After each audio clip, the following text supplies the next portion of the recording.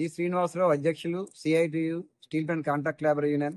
మిత్రులారా, స్టీల్ ప్లాంట్లో 2005లో పోరాటం చేసి కార్మికులు 300 రూపాయలు సిఐటి నాయకత్వంలో సాధించుకోవడం అనేది జరిగింది.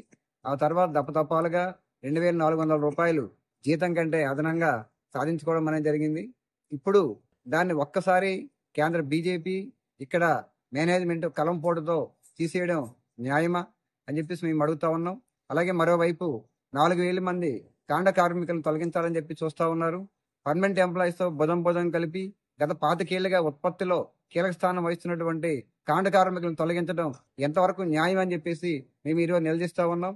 ఈ నేపథ్యంలో ఈ 2400 కొనసాగించాలని, ఏ కార్మికుల్ని పనిలో తీయకూడదని, అలాగే ఇటీవల 270 మంది కార్మికుల్ని అక్రమంగా వితౌట్ నోటీసు తొలగించడం అనేది జరిగింది. ఇది చాలా అన్యాయం.